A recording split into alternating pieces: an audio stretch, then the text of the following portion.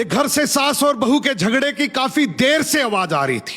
झगड़े की आवाज इतनी तेज थी कि पड़ोसियों के कान खड़े हो रहे थे।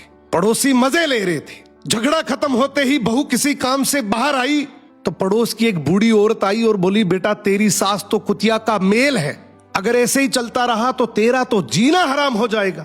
बहू ने तुरंत कहा कि आप जिनके बारे में बोल रही है ना, वो मेरी सास है और मेरे पति की माँ तो वो मेरी भी माँ ही हुई, और हम माँ बेटी लाख झगड़ा करें, आपको पंचायत करने की कोई जरूरत नहीं है। बूढ़ी औरत बोली, बेटा मैं तो तेरी भलाई के लिए ही बोल रही थी। बहू ने कहा कि आप मेरी भलाई के लिए बोल रही हैं या बुराई के लिए, ये मुझे सब पता है। मेरी माँ ने ये मुझे बचपन से सिखाया है कि ऐसी फालतू कान भरने वाली औरतों से हमेशा बचकर रहना। ये कान भर भर के हंसता खेलता परिवार तुड़वा देती हैं।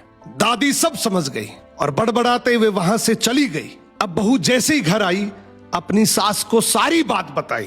ये सुनते ही सास की आंखों में आंसू आ गए। सास ने बहू को गले लगा लिया और रोते हुए बोली कि बेटा मुझे आज विश्वास हो गया कि तू मेरे घर की बहू नहीं बल्कि मेरे घर की लक्ष्मी है, और आज मुझे ये भरोसा हो गया कि तुम मेरे और मेरे बेटे को आराम से संभाल लेगी। अब मुझे कोई चिंता नहीं है। बहू ने भी रोते हुए बस इतना ही कहा कि आप मेरी माँ हैं और माँ से झगड़ा कौन नहीं करता, पर झगड़े का मतलब ये नहीं कि मैं घर की बात बाहर करूं। सो घर की बातें अगर घर में ही रहे तो घर मंदिर है, वरना कान भरने वाले तो हर गली नुक्कड़ पर बैठे हैं जो चुटकियों में एक हंसता खेलता परिवार तोड़ देते हैं।